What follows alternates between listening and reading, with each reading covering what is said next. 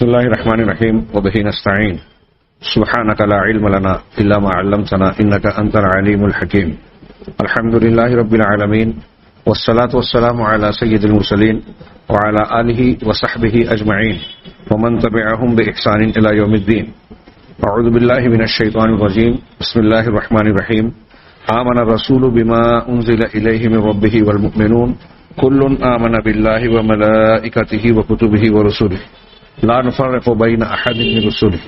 وقالوا سمعنا وأطعنا غفرانك ربنا وإليك المصير. لا يكلف الله نفسا إلا وسعها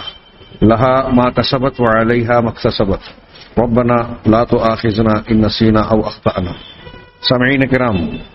آج ہمارے سامنے جس موضوع پر پہلے ہم گفتگو کریں گے وہ ہے انبیاء اور رسولوں کے درمیان تفاضل، یعنی ایک دوسرے کے مراتب اور درجات کا کم اور زیادہ ہونا. یہیں میں ایک بات یہ کہہ دوں جو آگے بات آنی ہے کہ اگر ہم کسی کے اعلیٰ درجے کا تذکرہ کرتے ہیں کہ فلاں فلاں سے افضل ہے، تو اس کا لازمی معنی اور تقاضا یہ نہیں ہوتا کہ جس کو افضل قرار دیا جا رہا ہے اس کے مقابلے میں مفضول اس کو ہم اس کی بے عزتی یا بے ادبی کر رہے ہیں. ہاں، صحابہ کرام میں بھی درجات ہیں، قرآن کی آیتیں سب اللہ تبارک و تعالیٰ کا کلام ہے، ان میں بھی اللہ تبارک و تعالیٰ نے تفاضل اور ایک دوسرے پر فضیلت بخشی ہے کہ بعض آیتیں بعض صورتیں دوسری آیتوں اور صورتوں کے مقابلے میں زیادہ فضیلت والی ہے. اس کا یہ مطلب نہیں کہ دوسری آیتیں اللہ کا کلام نہیں ہیں یا ان کی تنقیص یا کم درجے کا ذکر کیا جا رہا ہے. افضل کے مقابلے میں ان کا درجہ کم ہے، لیکن دوسروں کے مقابلے میں ظاہر سی بات ہے کہ ان کا درجہ، جیسا کہ ہم نے جانا، نبوت کا، انبیاء کا، رسالت کا درجہ کوئی غیر نبی پا نہیں سکتا. چنانچہ انبیاء اور رسول یہ آپس میں ایک دوسرے سے تفاضل رکھتے ہیں، درجات کا کہ کمی بیشی کا مرتبہ رکھتے ہیں اللہ تبارک و تعالیٰ کے نزدیک. خود اللہ کے نزدیک ان کے مقام اور مرتبہ میں فرق ہے. چنانچہ عمومی طور پر تمام انبیاء اور رسولوں میں اللہ کے جو رسول ہیں، رسول انبیاء کے مقابلے میں رسول، جب ہم فرق کہتے ہیں جو ابھی ہم نے پچھلے دروس میں جانا کہ نبوت اور رسالت میں یا نبی اور رسول میں فرق ہے، اور اس میں جانا کہ ہر رسول نبی بھی ہوتا ہے لیکن ہر نبی ضروری نہیں ہے کہ رسول ہو. اس کو یوں سمجھیے کہ ایک HSC کیا ہوا 12ویں کا، میں سمجھانے کے لیے مثال دے رہا ہوں، اس کے بارے میں یہ بات انڈرسٹوڈ اور جانی بوجھی ہے کہ وہ 10ویں کو پڑھنے کے بعد 12ویں کیا ہے، تو 12ویں پڑھنا کس کا سرٹیفکیٹ جس کے پاس ہے اس کے پاس خود بخود 10ویں کی سند موجود ہے، لیکن جس نے 10ویں کی سند حاصل کی ہے اس کے لیے ضروری نہیں ہے کہ اس کے پاس 12ویں ہو. اس اعتبار سے یہ بھی پتہ چلا، اور یہاں جو ہم ذکر کر رہے ہیں کہ رسولوں کا درجہ انبیاء کرام علیہم الصلاۃ والسلام سے اونچا اور بلند ہے، اور ان رسولوں میں جتنے بھی رسول ہیں ان میں سب سے زیادہ افضل اور بلند مقام کے حامل مرتبہ اور منزلے کے اعتبار سے وہ ہیں جن کو اولو العزم رسول کہا جاتا ہے. وہ رسول جو اولو العزم ہیں، عزم والے. اصطلاحاً قرآن مجید میں اس کا ذکر ہوا ہے اولو العزم کا. اب ایک اصطلاح بن گئی اور اس کو کہا گیا کہ جو اولو العزم رسول ہیں وہ دوسرے رسولوں کے مقابلے میں اونچا درجہ رکھتے ہیں. اب کون سے رسولوں کو اولو العزم کہا گیا؟ ان 5 رسولوں کو کہا گیا. یہ راجح قول اور افضل قول ہے. اس سلسلے میں اہل علم کے بہت سارے اقوال ہیں، لیکن دلائل کے اعتبار سے عام طور سے اس قول کو کہ 5 رسول اللہ کے اولو العزم رسول ہیں اور دیگر رسولوں کے مقابلے میں ان کا درجہ اور مرتبہ اونچا ہے، دلائل کے استقصاء اور ان پر نگاہ رکھتے ہوئے یہ بات راجح اور قابل قبول نظر آتی ہے،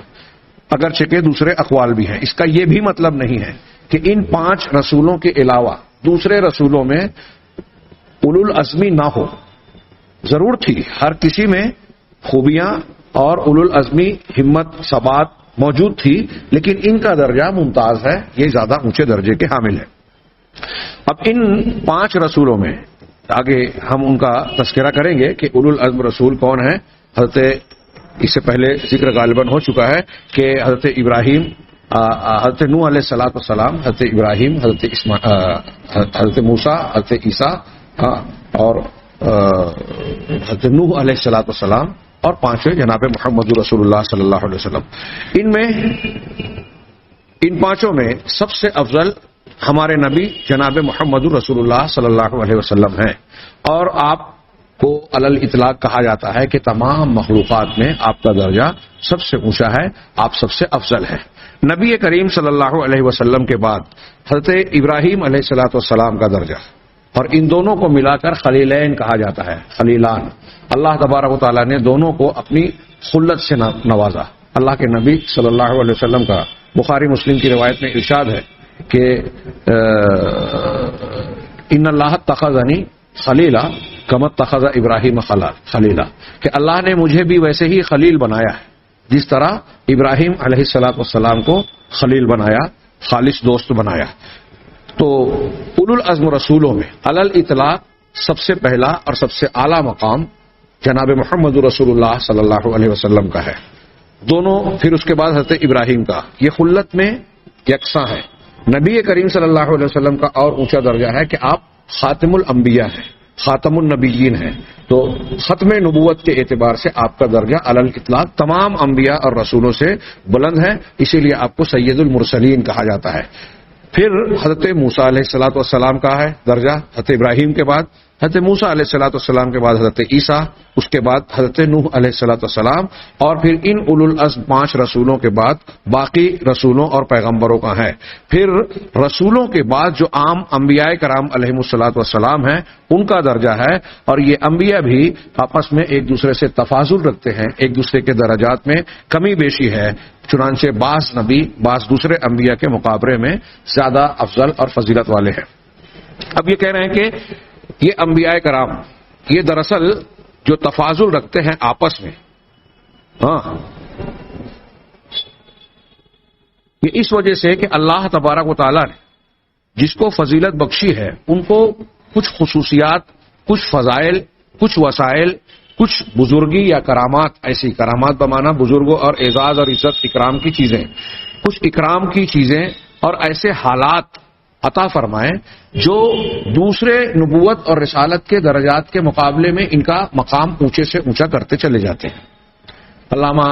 ابن ابی العز حنفی نے شرح العقیدۃ الطحاویہ میں ایک جملہ بڑا پیارا ذکر کیا ہے، اختصار کے ساتھ اس میں بہت لمبی چوڑی بات آ جاتی ہے۔ انہوں نے یہ بیان کیا کہ انبیاء اور رسولوں میں جس نبی اور رسول نے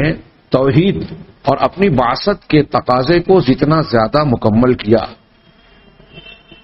دعوت و اشاعت کے معاملے میں جتنی زیادہ کامیابی حاصل کی اور اس کے تقاضوں کو، ضروریات ان کو زیادہ پیش آئیں، اور جنہوں نے جتنا زیادہ توحید کے تقاضوں کو پورا کیا، مکمل کیا، ان کا درجہ دوسروں کے مقابلے میں اتنا زیادہ ہے۔ اب ہم دیکھتے ہیں کہ جناب محمد رسول اللہ صلی اللہ علیہ وسلم اور سیدنا ابراہیم علیہ الصلوۃ والسلام اور حضرت موسیٰ علیہ الصلوۃ والسلام، یہ جو اولو العزم رسولوں کا ابھی تذکرہ ہم نے جانا پڑھا قرآن مجید میں، ان 5 انبیاء کو ابھی ہم آگے تذکرہ کریں گے۔ 2 جگہ قرآن کی آیتوں میں ذکر کیا گیا ان 5 کو اکٹھا، تو اس بنیاد پر ان کو کہا گیا کہ ان کا درجہ دوسروں کے مقابلے میں زیادہ۔ ان پیغمبروں میں آپ غور کریں،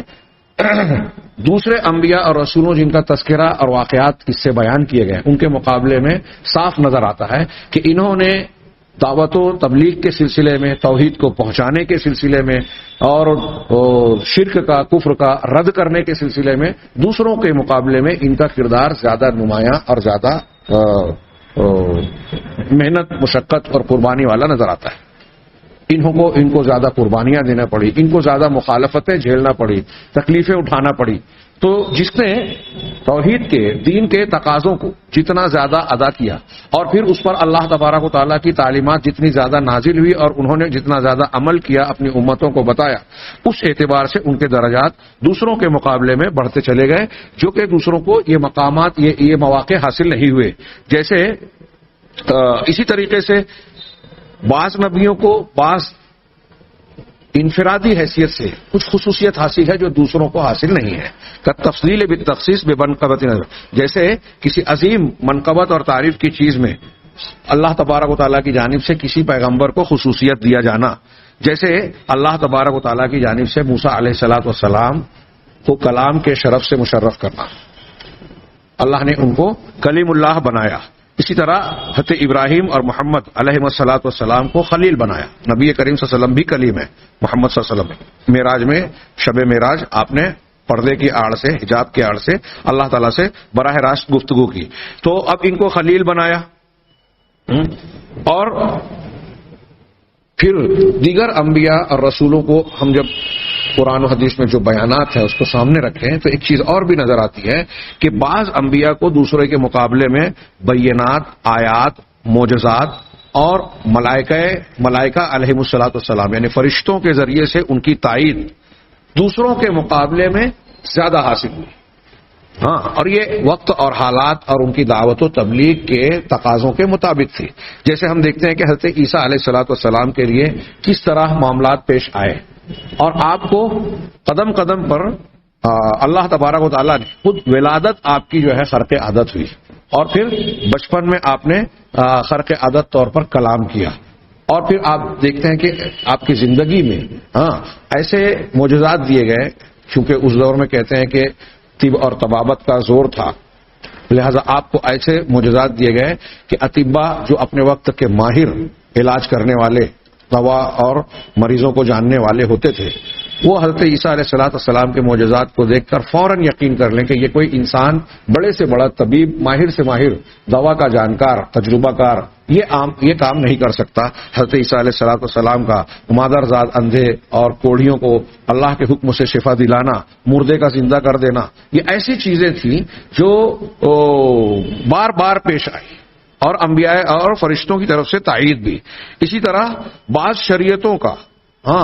اور کتابوں کے نزول کے اعتبار سے اللہ تبارک و تعالیٰ نے تمام انبیاء کرام پر کتابیں نازل نہیں کی. بعض شریعتوں کو بعض شریعتوں پر فضیلت دی. اس کو ہم اس طرح بھی جان سکتے ہیں کہ اگر قوم کے لوگوں نے نبی کی نبوت پر ایمان ہی نہیں لایا، توحید اور بنیاد کو قبول ہی نہیں کیا، تو پھر فروعی احکامات اور شریعت کے دیگر احکامات کا موقع ہی نہیں آیا.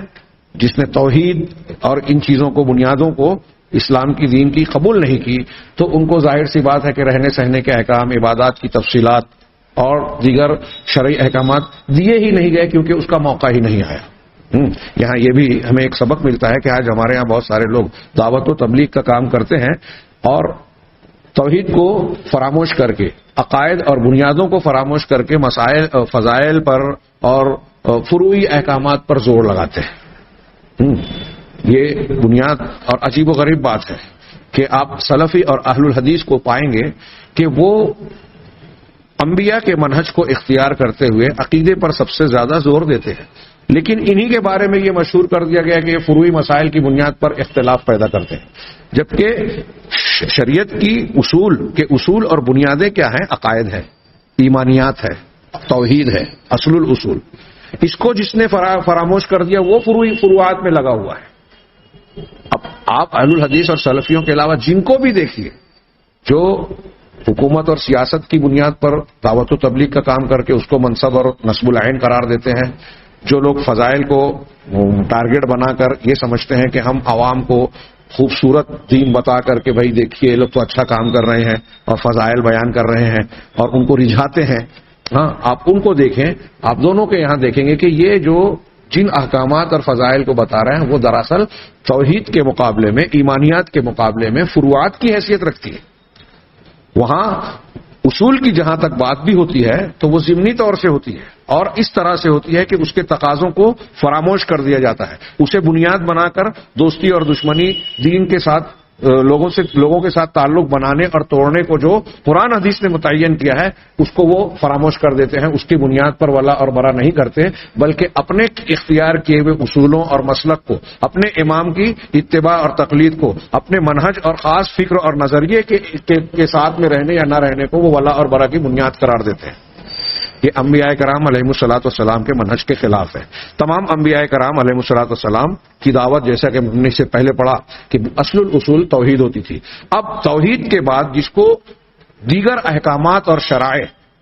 کو پہنچانے اور عمل کرنے کا جتنا زیادہ موقع ملا، گویا اس نے توحید کے تقاضے کو اتنا زیادہ لوگوں کے سامنے پورا کیا، اللہ تبارک و تعالیٰ کے مقصود کو اتنا زیادہ پورا کیا. اسی طریقے سے کثرت اتباع، جس نبی کے جتنے زیادہ متبعین ہوئے جتنے زیادہ اس کی پیروی کرنے والے، ان پر ایمان لانے ہوئے، اس اعتبار سے بھی اس نبی اور اس کی نبوت کو فضیلت اور درجات میں بلندی حاصل ہوتی جاتی ہے۔ چنانچہ والتفضیل بکون النبی عبدا رسولا، اور اس اعتبار سے بھی تفضیل ہوتی ہے کہ نبی کا عبد رسول ہونا، ایک وہ نبی ہوتا ہے جو عبد رسول ہے، نہ کہ، اور دوسرا وہ ہوتا ہے جو نبی ملک ہوتا ہے، نبی بھی ہے اور بادشاہ بھی ہے۔ ایک بادشاہ نبی ہے، حضرت سلیمان علیہ السلام، حضرت داؤد علیہ السلام، ان کو بادشاہت کے ساتھ نبوت ملی، اور جناب محمد رسول اللہ صلی اللہ علیہ وسلم کو اگرچہ مدینہ کی حاکمیت ملی، لیکن آپ کے بارے میں کہا کہ عبدہ و رسولہ، یہ عبد رسول ہے۔ جیسے نوح، ابراہیم، موسیٰ، عیسیٰ علیہ الصلاۃ والسلام اور ہمارے نبی جناب محمد رسول اللہ صلی اللہ علیہ وسلم، یہ عبد رسول کی مثالیں ہیں۔ اور چنانچہ یہ لوگ افضل ہیں حضرت داؤد، حضرت سلیمان، حضرت یوسف علیہ الصلاۃ والسلام سے، تمام پر اللہ کی سلامتی ہو اور درود نازل ہو۔ اس کے علاوہ یہ چند وجوہ تفضیل بیان کی ہے، اس کے علاوہ اور بھی کئی وجوہ ہیں تفضیل کے۔ یہاں ہم مذکرہ میں اسی بات کو تھوڑا سا پھیلا کر اور دلیلوں کے ساتھ پڑھتے ہیں، اس بات کو کہ اب انبیاء کرام علیہ الصلاۃ والسلام اور رسولوں کے درمیان تفاضل ہے، یہ کوئی ہماری بات نہیں ہے، ظاہر سی بات ہے کہ یہ قرآن میں بالکل صاف مضمون موجود ہے، جیسے اللہ تعالیٰ کا یہ فرمان تلک الرسل فضلنا بعضهم علی بعض منہم من کلم اللہ ورفع بعضهم درجات، کہ یہ رسول ہیں جن میں سے بعض کو بعض پر ہم نے فضیلت بخشی، ان میں کچھ ایسے ہیں جن سے اللہ تعالیٰ نے کلام فرمایا، اور دوسرے لوگوں کو اللہ تبارک و تعالیٰ نے بلند درجات سے نوازا۔ اسی طرح اللہ تعالیٰ کا ایک ارشاد ہے وَلَقَدْ فَضَّلْنَا بَعْضَ النَّبِيِّينَ عَلَى بَعْضٍ، کہ ہم نے بعض نبیوں کو بعض پر، یعنی انبیاء میں ایک دوسرے کو فضیلت بخشی۔ یہ قرآن کی دو دلیلیں ہیں جو کافی ہے مقصود کو سمجھانے کے لیے، واضح کرنے کے لیے۔ دوسری دلیل یہ ہے کہ اللہ کے نبی صلی اللہ علیہ وسلم کی بہت سی حدیثیں ہیں، ایک حدیث ہم نے پیچھے پڑھی اور اسی کا ایک ٹکڑا ہے کہ آپ نے فرمایا کہ فضلت علی الانبیاء بست، میں 6 چیزوں میں دوسرے انبیاء پر مجھے فضیلت بخشی گئی ہے۔ گویا ان 6 چیزوں میں جن کا تذکرہ اس حدیث میں کیا گیا، اور یہ بخاری مسلم کی بڑی مشہور حدیث ہے کہ مجھے 1 مہینے کی مسافت سے روک دیا گیا، پوری زمین کو میرے لیے مسجد بنایا گیا وغیرہ، یہ 6 چیزیں جو بیان کی گئی ہے، میرے لیے مال غنیمت کو حلال کیا گیا، دوسروں کے لیے نہیں تھا۔ تو ان 6 چیزوں کے ذریعے سے مجھے دیگر انبیاء کرام علیہ الصلاۃ والسلام پر فضیلت دی گئی ہے۔ تو یہ ایک شرعی احکامات یہاں جو ابھی ہم نے موضوع کے حوالے سے جانا کہ فضیلت کے کیا کیا شکلیں اور کیا کیا وجوہات ہیں، کن بنیادوں پر ایک نبی کو دوسرے نبی پر فضیلت اور اعلیٰ مرتبہ یا بلند مقام حاصل ہوا۔ تو اللہ تعالیٰ نے کسی خاص خصوصیت کے ساتھ ان کو مشرف کیا اس بنیاد پر جیسے کلام کیا، کچھ شرعی احکامات ایسے دیے جس میں ان کی ایک خاص فضیلت ظاہر ہو رہی ہے۔ تو اللہ کے نبی صلی اللہ علیہ وسلم، ہم آخر میں نبوت محمد صلی اللہ علیہ وسلم پر قدر تفصیل سے گفتگو کریں گے، آپ کی نبوت کی دلیلوں پر، آپ کی خصوصیات پر۔ اس لیے یہاں جو 6 خصوصیات اور اس کا تذکرہ کیا گیا ہے، ہم صرف محل استشہاد کا ذکر کر رہے ہیں، ورنہ اس پر مستقل کتاب موجود ہے خصائص المصطفیٰ علیہ الصلوۃ والسلام۔ یہ صرف 6 چیزیں نہیں ہیں جس کے ذریعے سے جناب محمد رسول اللہ صلی اللہ علیہ وسلم کو دیگر انبیاء پر فضیلت دی ہے۔ اس حدیث میں 6 چیزوں کا ذکر کیا گیا، اس کے علاوہ ایسی بہتری باتیں ہیں جس کا تذکرہ ہم آگے کے دروس میں انشاءاللہ جانیں گے۔ یہاں صرف اتنا بتانا ہے کہ اس حدیث کے پہلا جملہ جو ہے، بعض روایتیں الگ الفاظ کے ساتھ ہیں، سیاق و سباق میں فرق ہے، یہاں جو جملہ ہے فضلت، مجھے فضیلت بخشی گئی، مجھے فضیلت عطا کی گئی، تو یہ اس بات پر دلیل ہے کہ نبی کریم صلی اللہ علیہ وسلم بقیہ انبیاء سے ان چیزوں میں اور عمومی طور سے بھی، ابھی حدیثیں آئیں گی انا سید ولد آدم یوم القیامہ، میں قیامت کے دن تمام آدم کا سردار رہوں گا۔ وَأَوَّلُ مَن يَنشَقُّ عَنْهُ الْقَبْرُ، اور سب سے پہلا شخص ہوں جس کی قبر پھٹے گی میدان محشر میں، جب لوگ جمع ہونے کے لیے نکلنا شروع ہوں گے تو سب سے پہلے نبی کریم صلی اللہ علیہ وسلم کی قبر کھلے گی۔ وَأَوَّلُ شَافِعٍ وَأَوَّلُ شَفِيعٍ وَأَوَّلُ مُشَفَّعٍ، سب سے پہلا سفارشی رہوں گا جس کو اجازت ملے گی شفاعت کی، اور سب سے پہلا وہ شخص رہوں گا جس کی شفاعت قبول ہوگی، قبول کی جائے گی۔ صحیح مسلم کی حدیث ہے۔ ایسی اور بھی کئی چیزیں ہیں۔ نبی کریم صلی اللہ علیہ وسلم کی فضیلت پر کو ظاہر کرنے والی وہ روایت بھی ہے جو ہم اس سے پہلے ذکر کر چکے ہیں معراج کی، کہ اللہ کے نبی صلی اللہ علیہ وسلم کو جب اسراء اور معراج کا سفر کرایا گیا تو آپ نے بیت المقدس میں تمام انبیاء کرام علیہ الصلوۃ والسلام کی امامت فرمائی۔ ظاہر سی بات ہے کہ نبیوں کی امامت دینا گویا یہ اظہار ہے کہ کہ آپ کا درجہ اللہ تعالیٰ نے دوسروں کے مقابلے میں اونچا رکھا ہے۔ اب یہاں ایک پھر سے وہ بات دہرائی ہے، اور چونکہ ذرا آسان طریقے سے جو ہم نے موضوع میں پڑھا کہ نبیوں میں جو تفاضل ہے ایک دوسرے کے مقابلے میں فضیلت اور درجات کا معاملہ ہے وہ کئی وجوہ سے ہوتا ہے۔ ایک تو یہ وجہ ہے کہ پہلا، چونکہ ابھی ہم نے عبد رسول اور ملک رسول پڑھا تھا، نبی پڑھا تھا، یہ انہوں نے ایک بات اور بھی ذکر کی کہ ایک نبی رسول ہوتا ہے، نبوت بھی ہے، رسالت بھی، ہاں، اور ایک صرف نبی ہوتا ہے اور رسول نہیں ہوتا۔ تو ظاہر سی بات ہے کہ جو نبی رسول ہے اس کا درجہ صرف نبی کے مقابلے میں زیادہ اونچا ہوگا۔ خود رسولوں میں انفرادی طور پر نبیوں اور رسولوں میں بھی تفاضل ہے، ہاں، چنانچہ بعض کو اللہ تبارک و تعالیٰ نے کلیم اللہ بنایا، ہاں، منہم من کلم اللہ فضل علی انا، تو یہ اس بات کی دلیل ہے یہ قرآن کی آیت کہ ان میں کچھ ایسے ہیں جن کو اللہ تعالیٰ نے کلام، یہ بات کہنے کے بعد کہ اللہ نے ہم نے بعض رسولوں کو بعض پر فضیلت دی، اس کے فوراً بعد یہ کہنا منہم من کلم اللہ، ان میں سے کچھ ایسے ہیں جن سے اللہ نے کلام کیا، اس کا مطلب یہ ہوا کہ جن کو کلام کے شرف سے نوازا گیا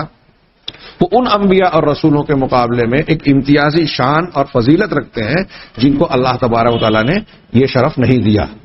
موسیٰ علیہ الصلوۃ والسلام اور جناب محمد رسول اللہ صلی اللہ علیہ وسلم سے براہ راست اللہ تعالیٰ نے کلام فرمایا۔ وقولہ ورفع بعضهم فوق بعض درجات، ہاں، اللہ تعالیٰ نے بعض پہ درجات کو بلند کیا، یہ بھی اسی بات کا اس بات کرتا ہے۔ اور یہ جو باتیں اللہ تبارک و تعالیٰ نے ذکر کی ہیں، ہاں، مناقب کی، فضیلتوں کی، وہ مختلف انداز میں ذکر کی ہیں جو ان کی عظمت اور بلند کردار پر، بلند مقام پر دلالت کرتی ہیں۔ چنانچہ اللہ تعالیٰ کا یہ ارشاد وآتینا عیسی ابن المریم البینات، ہم نے ابن مریم حضرت عیسیٰ علیہ الصلوۃ والسلام، ہاں، البینات یعنی روشن اور واضح دلائل سے نوازا۔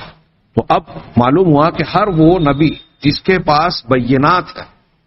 ہاں، بینات بمانا معجزات، اور معجزات کے بھی کچھ کم ہیں، کچھ زیادہ ہیں، کچھ کو صرف دلائل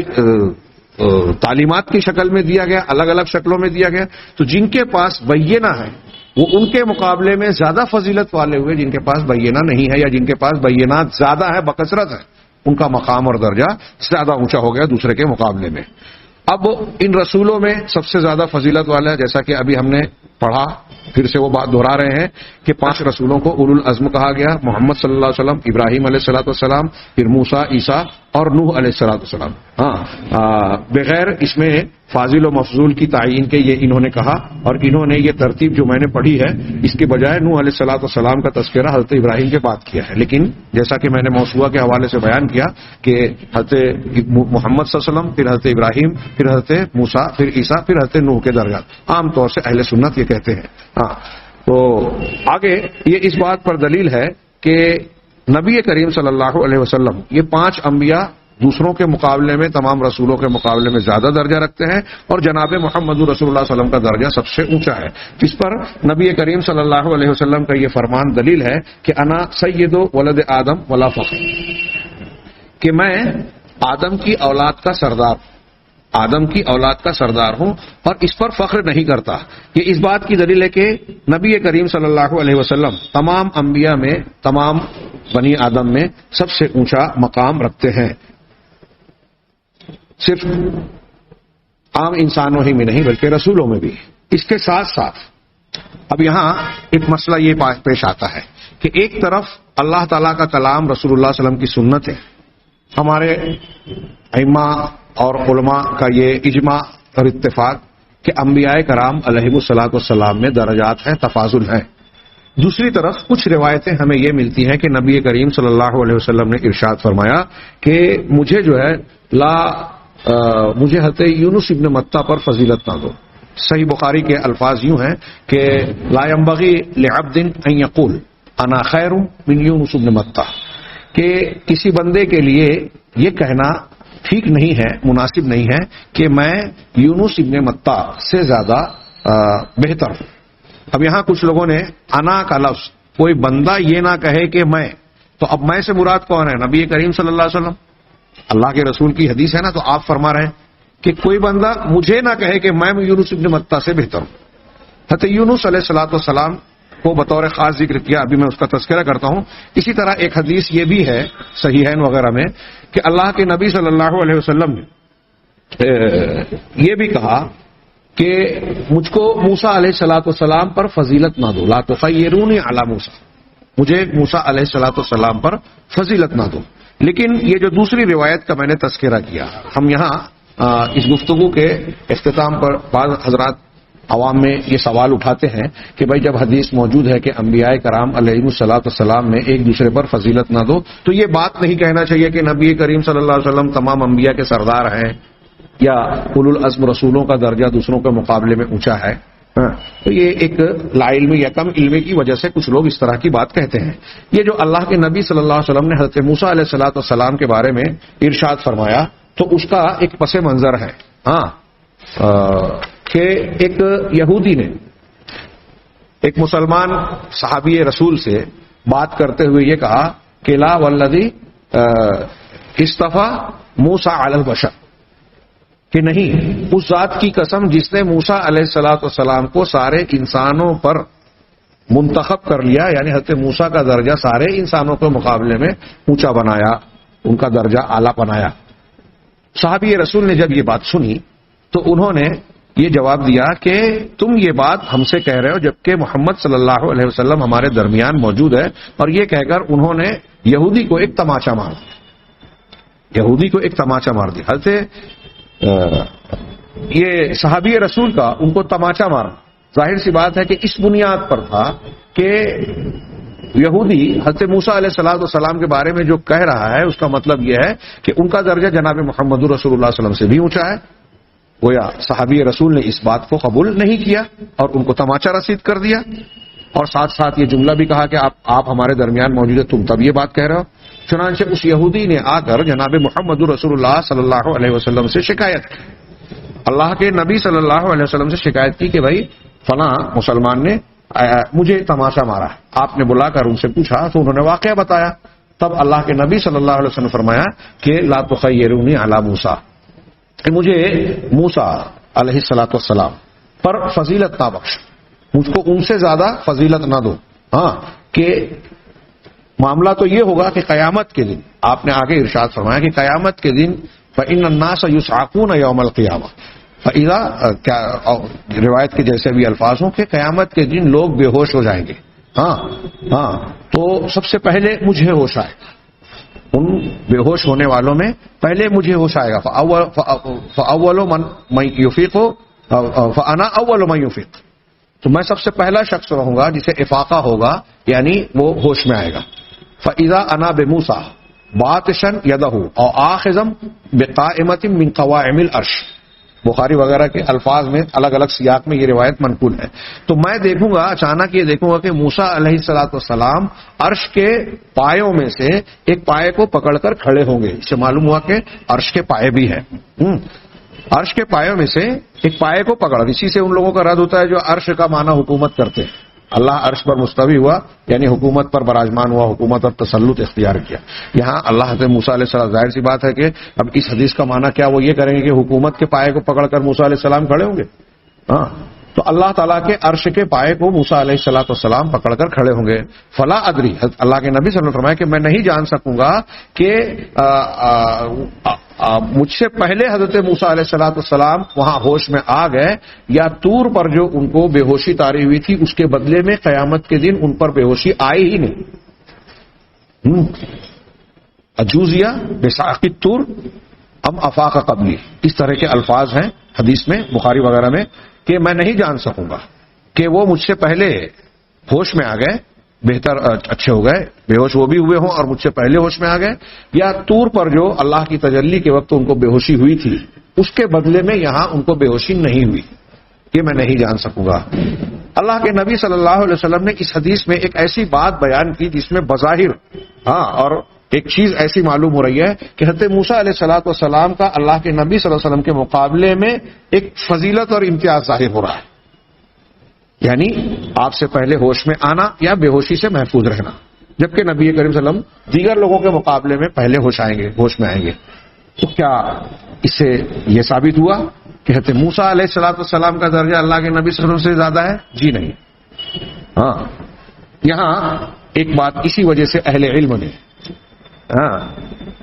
انبیاء کے درمیان تفاضل کے معاملے کے سلسلے میں کئی تشریحات کی اور اس حدیث کا کئی جواب دیا ہے. اس حدیث کا جواب دینے سے پہلے اس حدیث کا بھی تذکرہ کر دیا جائے، دونوں کا جواب تاکہ اکٹھا آ جائے. کہ حضرت یونس علیہ الصلوۃ والسلام کے تعلق سے جو آپ نے کہا کہ کوئی بندہ یہ نہ کہے یا کسی کے لیے یہ کہنا مناسب نہیں ہے کہ میں یونس ابن متہ سے بہتر ہوں، تو ایک معنی تو یہ ہوا کہ اگر انا کی ضمیر کہنے والے کی طرف لوٹائی جائے کہ کوئی عام انسان، کوئی بڑے سے بڑا، کوئی بڑا پیر، عالم، بزرگ، عبادت گزار، زاہد، عابد ہو جائے تو اپنے تقوی کے گھمنڈ میں، اپنی پارسائی کے گمان میں یہ نہ کہے کہ میرا درجہ تو یونس ابن متہ سے بڑھ گیا، کہ یونس ابن متہ نے اپنی قوم میں اللہ کے حکم سے پہلے قوم کو چھوڑ کر جو سفر کر گئے اور ایک غلطی کر دی اللہ کے حکم کو کہ آنے سے پہلے قوم کو چھوڑ کر، اللہ کی شان، اللہ کے مقابلے میں ایک غلطی کر دی اس کے حکم سے پہلے نکل جانے کی شکل میں. تو میں اگر ان کی جگہ ہوتا تو میں ایسی غلطی نہیں کرتا، وہ یہ نہ کہے. ایک معنی تو یہ ہوا اگر عام لوگوں کا یا دیگر علماء انبیاء کی بات مانے اس معنی میں تو بالکل صاف ہے کہ دنیا کا کوئی بھی انسان بڑے سے بڑا ہی کیوں نہ ہو، کتنا بھی عابد، زاہد اور کچھ بھی بن جائے، اہل تصوف جو اپنے ہاں الٹے سیدھے دعوے کرتے ہیں کہ ایک بندہ عبادت کرتے کرتے اللہ تبارک و تعالیٰ سے اتنا قریب ہو جاتا ہے یا اللہ تعالیٰ کی ذات میں نعوذ باللہ سم کر جاتا ہے، اللہ اس میں حلول کر جاتا ہے طریقت و سلوک پر چلتے چلتے، یہ بےہودہ اور غیر ثابت شدہ بات، غیر اسلامی بات، یہ قرآن حدیث کے خلاف ہے یہ بات. اس کی بنیاد پر کچھ لوگوں نے، مشائخ نے گویا اس طرح کی باتیں کہنی چاہیے اور کہا بھی لوگوں نے. کہتے یونس علیہ الصلوۃ والسلام نے یہ جو غلطی کی تھی ہم نہ کرتے، تو یہ بات ذہن نشین رہے کہ حضرت یونس علیہ الصلوۃ والسلام نبوت کے مقام پر فائز ہے، اور نبوت کا مقام ہم نے بار بار پڑھا، جانا کہ دنیا کا کوئی غیر نبی انسان کتنا بھی اعلیٰ مقام حاصل کر لے وہ نبوت کے درجے کو ہرگز نہیں پا سکتا. اگر کوئی ایسا عقیدہ رکھتا ہے تو وہ قرآن، حدیث، اجماع، عقل و فکر، ساری چیزوں کا سے ثابت شدہ حقیقت کا مخالف ہے اور اس کا رد کرنے والا ہے، وہ اسلام کے دائرے سے باہر ہو سکتا ہے. چنانچہ حضرت یونس علیہ الصلوۃ والسلام. اور دوسری بات، اگر یہ کہا جائے کہ یہاں مراد یہ ہے کہ کوئی بندہ یہ نہ کہے کہ میں یعنی رسول اللہ صلی اللہ علیہ وسلم یونس ابن متہ سے بہتر ہے، تو پھر اس صورت میں اس کا جواب، یہ جو آگے کئی جواب دیا گیا ہے وہ اس تناظر میں کہ یہ جو ممانعت ہے کہ بندہ، پہلا جواب انہوں نے دیا کہ کہنے والا متکلم اپنی ذات کے بارے میں یہ نہ کہے کہ وہ یونس ابن متہ سے بہتر ہے، کیونکہ یہ ضمیر جو حدیث میں ہے کہ کوئی شخص کسی شخص کے لیے یہ کہنا مناسب نہیں ہے کہ وہ یہ کہے کہ میں یونس ابن متہ سے، تو یہ ضمیر کہنے والے کی طرف لوٹ رہی ہے، جناب محمد رسول اللہ صلی اللہ علیہ وسلم کی طرف نہیں. دوسرا جواب یہ ہے کہ یہ جو ممانعت ہے یونس ابن متہ پر فضیلت دینے کی، کسی اگر نبی کریم صلی اللہ علیہ وسلم پر کہے، یا حضرت موسیٰ علیہ الصلوۃ والسلام کے بارے میں جو آپ نے کہا کہ مجھے موسیٰ پر فضیلت نہ دو، تو یہ جو ممانعت ہے یہ اس تناظر میں ہے کہ جس کو ہم مفضول قرار دے رہے ہیں افضل کے مقابلے میں کہ وہ افضل ہے، تو جو جس کو مفضول قرار دے رہے ہیں اس مفضول کی تنقیص اور بے عزتی، بے ادبی کا پہلو اگر نکل رہا، تب نبووں، انبیاء کرام علیہ الصلوۃ والسلام کے درمیان اس طریقے سے تفاضل، ایک دوسرے پر فضیلت دینا جائز نہیں ہے کہ آپ ایک کو افضل قرار دیں اس طرح سے کہ دوسرے کی بے عزتی کریں، اس کے اندر بے احترامی کا، بے ادبی کا پہلو نکلے، گستاخی کا پہلو نکلے. خاص طور سے نبی کریم صلی اللہ علیہ وسلم سے اللہ کے اس خطاب کے بعد وَلَا تَكُنْ كَصَاحِبِ الْحُوتِ، کہ آپ مچھلی والے نبی کی طرح، شخص کی طرح نہ ہو جائیں. یہ مچھلی والے کون تھے؟ حضرت یونس علیہ الصلوۃ والسلام. تو اب کوئی شخص یہ کہہ سکتا ہے کہ مچھلی والے جب مچھلی میں گئے تو ان کو یہ نتیجہ بھگتنا پڑا. یہ اہل تصوف کیا اس قسم کی عبارتیں پائی جاتی ہیں. ویسے ہی اس حالت کے مقابلے میں ہماری حالت جو ہے ان کے مقابلے میں زیادہ ہے. تو انبیاء کرام علیہ الصلوۃ والسلام کے درمیان تفاضل میں اس طرح کا پہلو ہرگز نہیں ہونا چاہیے کہ ایک نبی کی فضیلت آپ بیان کر رہے ہیں تو دوسرے نبی کی تنقیص کا اور بے ادبی کا پہلو نکلے، یعنی یہ کہ بھائی وہ مچھلی کے پیٹ میں گئے تو یہ ان کی گویا نعوذ باللہ درجے کی کمی اور بے عزتی اور مذمت کا پہلو کی حامل ہے، جی نہیں، ہرگز نہیں۔ ہاں، چنانچہ جب مذمت کے طریقے پر کسی کے درمیان، دو لوگوں کے درمیان جس میں سے ایک کی مذمت کا پہلو نکلے، اگر یہ پہلو موجود ہے تو ایسی تفضیل اور مفاضلت، ایک دوسرے کی فضیلت بیان کرنا جائز نہیں ہے، خاص طور سے انبیاء کرام علیہ الصلوۃ والسلام کے درمیان۔ اسی طریقے سے یہ بھی کہا جا سکتا ہے کہ اللہ کے نبی صلی اللہ علیہ وسلم نے حضرت یونس یا حضرت موسیٰ علیہ السلام کے بارے میں جو کہا کہ مجھے ان پر فضیلت نہ دو، یا انبیاء کے درمیان، ایک حدیث میں عموم میں بھی ہے کہ انبیاء کے درمیان ایک دوسرے کے کو موازنہ مت کرو، فضیلت مت دو، تو وہاں مراد یہ ہے کہ وہاں مقصود یہ ہے کہ اللہ کے نبی صلی اللہ علیہ وسلم دراصل تواضع کا اظہار کر رہے ہیں، اپنے آپ کو بڑا نہ بتانا جو فخر اور گھمنڈ کے خلاف ہے۔ فخر اور گھمنڈ اللہ تبارک و تعالیٰ کو پسند نہیں ہے۔ ہاں، اللہ کے رسول صلی اللہ علیہ وسلم کی حدیث ہے مسلم شریف کی کہ اللہ تبارک تعالیٰ کسی بندے کے لیے یہ درست نہیں ہے، اللہ نے اجازت نہیں دی ہے کہ کوئی کسی پر فخر کرے، ہاں، بلکہ آپ نے تواضع اختیار کرنے کی تلقین فرمائی۔ ہاں، یہ عام نہیں ہے بلکہ یہ تواضعن ہے، جیسا کہ اللہ کے نبی صلی اللہ علیہ وسلم سے ایک مقام پر موقع پر پوچھا گیا کہ اس دنیا میں سب سے افضل کون شخصیت ہے، تو آپ نے کہا کہ وہ یوسف ہیں، خود نبی ہیں، نبی کے بیٹے ہیں، نبی کے پوتے ہیں، اور ان کے پردادا بھی نبی ہیں۔ تو یہ نسب کے اعتبار سے آپ نے ان کا مقام اور مرتبہ بتایا، جبکہ یہ بات بالکل صاف اور واضح ہے کہ اللہ کے نبی صلی اللہ علیہ وسلم کا درجہ سب سے اونچا ہے۔ تو یہاں جو آپ نے ممانعت فرمائی وہ دراصل اسی بنیاد پر کہ آپ اپنے آپ کو فخر کی بنیاد پر پیش نہیں کر رہے، لیکن چونکہ آپ نبی ہیں اور اللہ تعالی کی جانب سے جو درجات اور مقام متعین کیے گئے ہیں وہ آپ ہی کی زبان سے بیان ہوتا تو وہ قابل اعتبار ہوتا، اس لیے آپ کو اللہ کے حکم سے یہ بھی بیان کرنا پڑا کہ میں تمام انسان کا سردار ہوں۔ اگر آپ یہ بیان نہ کرتے، کوئی دوسرا بیان کرتا تو وہ شریعت کی اور وحی الہی کا درجہ نہیں حاصل کر پاتا، اس کا وہ مقام نہیں ہوتا۔ تو قرآن میں جہاں رسولوں کی بعض پر بعض کو فضیلت دینے کا تذکرہ ہے، نبی کریم صلی اللہ علیہ وسلم نے گویا اس کی تفسیر اور وضاحت بھی فرما دی کہ اللہ تعالیٰ نے مجھے سید ولد آدم بنایا، اور پھر قیامت کے دن میدان محشر میں ہم دیکھتے ہیں کہ وہ اولو العزم رسولوں کا آدم کے بعد انہی 5 انبیاء کا تذکرہ ہے جن کو اولو العزم ہم نے کہا، ہاں، قرآن کی مختلف 2 آیتوں میں جن کا تذکرہ کیا گیا۔ تو ان اولو العزم رسولوں کے پاس سے ہوتے ہوئے جب جناب محمد رسول اللہ صلی اللہ علیہ وسلم کے پاس لوگ آئیں گے تو آپ جو ہے سجدہ ریز ہوں گے مقام محمود پر، اور وہاں آپ حمد و ثنا بیان کریں گے، آپ کو اجازت ملے گی اور آپ سفارش کریں گے۔ گویا تمام لوگوں کے مقابلے میں اس حدیث شفاعت میں بھی اللہ کے نبی صلی اللہ علیہ وسلم کی خصوصیت اور سب سے اونچا مقام ظاہر ہوگا۔ تو ممانعت کا ایک پہلو یہ ہے کہ اللہ کے نبی صلی اللہ علیہ وسلم اس میں تواضع کا اظہار کر رہے ہیں۔ ہاں، ایک اور جواب یہ دیا گیا کہ النّاہ انما اذا كان مع تعین المفضول علیہ، جب مفضول جس کا درجہ کم بتایا جا رہا ہے اس کو متعین کر کے، یعنی 2 متعین شخصیات میں مفاضلہ اور موازنہ کیا جائے کہ ارے یہ درجے یہ ان کے مقابلے میں یہ اور ان کے مقابلے میں یہ افضل ہے، اگر ایک شخصیت کا مقابلہ اور موازنہ کیا جائے تو ایسی فضیلت اور ایسا تفاضل بعض علماء نے کہا کہ یہ درست نہیں ہے انبیاء کرام علیہ الصلوۃ والسلام کے بارے میں کہ فلاں نبی فلاں کے مقابلے میں بہتر ہے۔ یہاں ایک میں تذکرہ کروں کہ جیسے ہم صحابہ کرام کے سلسلے میں کہتے ہیں کہ سیدنا ابوبکر صدیق الاتفاق بالاتفاق تمام اہل سنت والجماعت کے نزدیک انبیاء کے بعد سب سے افضل شخصیت ابوبکر صدیق کی ہے۔ اب سیدنا ابوبکر صدیق کی صدیقیت اور افضلیت یہ بہت سارے دلائل سے ثابت ہے، ہاں، لیکن اب آپ غور کیجئے کہ مثال کے طور پہ بعض دوسرے صحابہ کی کچھ ایسی خصوصیات بیان کی گئی ہے جو ابوبکر صدیق میں نہیں ہے، ان کے بارے میں نہیں بیان کی گئی۔ مثال کے طور پہ حضرت عمر فاروق رضی اللہ تعالی عنہ کا صاحب الہام ہونا، محدث ہونا، اسی طرح ان کا اس مقام پر فائز ہونا کہ اللہ کے رسول نے فرما رہے کہ جس گلی سے عمر فاروق گزر جاتے ہیں تو شیطان وہ راستہ گلی بدل دیتا ہے دوسری گلی میں۔ اب عمر فاروق کی یہ فضیلت ہے تو کیا اس کی بنیاد پر ہم یہ کہیں گے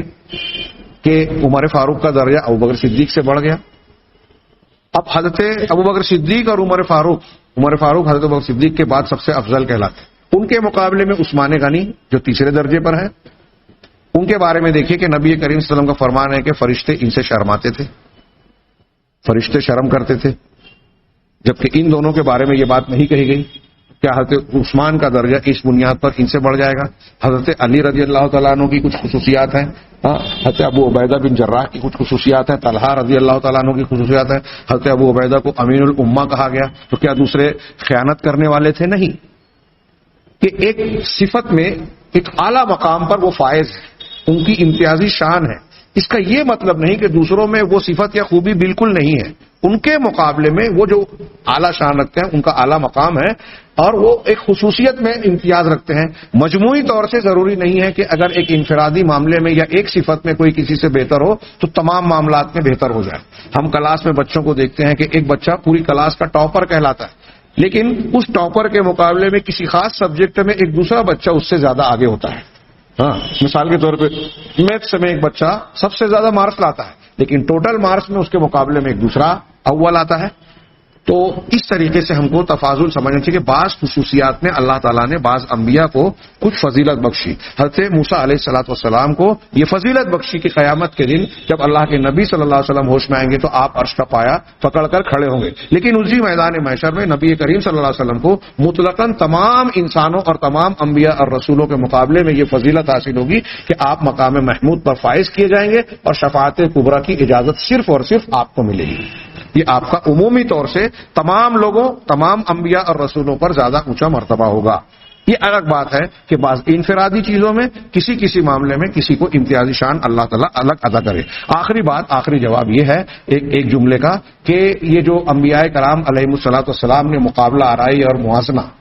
جس کو ہم تفاضل اور مفاضلہ کہہ رہے ہیں عربی میں، یہ موازنہ کرنا اگر عصبیت کی بنیاد پر تو پھر یہ کسی طریقے پر جائز نہیں ہے. عصبیت قوم کی ہوتی ہے، زبان کی ہوتی ہے، علاقے کی ہوتی ہے، خاندان اور برادری کی ہوتی ہے. اب میں جسے مانتا ہوں تو وہ مجھ سے متعلق ہے، اس لیے میں اس کی طرفداری کروں بغیر دلیل اور بنیاد کے. آپ جس سے متعلق ہیں، جیسے ہم عام معاملات اور حالات اور جھگڑوں لڑائیوں میں اختلافات میں جو کرتے ہیں نا، اصول اور اللہ اور رسول کے بتائے ہوئے ضابطوں سے ہٹ کر تعلق طرفداری اگر اختیار کی جاتی ہے تو یہ عصبیت کہلاتی ہے. عام الفاظ میں کہہ رہا ہوں. تو اب نبی کریم صلی اللہ علیہ وسلم اور یہودی کے حضرت موسیٰ علیہ الصلوۃ والسلام اور اس میں تو اس یہودی نے جو ہے وہ عصبیت کی بنیاد پر کہا، لیکن آپ نے اس کی حوصلہ شکنی اس لیے کی کہ لوگوں میں یہ چلن نہ پڑ جائے کہ اب یہودیوں کے مقابلے میں آپ ان کے مقابلے میں اس طریقے سے نبی کریم صلی اللہ علیہ وسلم کی فضیلت بیان کرنا شروع کریں کہ آپ محض عصبیت کی بنیاد پر یا حضرت موسیٰ علیہ الصلوۃ والسلام یا دوسرے رسولوں کی تنقید کا پہلو لے کر آپ بیان کریں کہ فلاں کا مقام زیادہ اونچا ہے. تو عصبیت کی بنیاد پر انبیاء کرام علیہ الصلوۃ والسلام کے درمیان مفاضلت، موازنہ جائز نہیں ہے. یہ انبیاء کے درمیان تفاضل سے متعلق کچھ باتیں تھیں جس میں ایک دو باتوں کا اعادہ بھی ہوا، لیکن میں سمجھتا ہوں کہ وہ فائدے سے خالی نہیں ہے. نبی کریم صلی اللہ علیہ وسلم کی تعلیم کا انداز تھا کہ بعض باتیں آپ 3 مرتبہ دہرایا کرتے تھے. اللہ تعالیٰ سے دعا ہے کہ وہ ہمیں خیر کی توفیق عطا فرمائے. وآخر دعوانا ان الحمد للہ رب العالمین.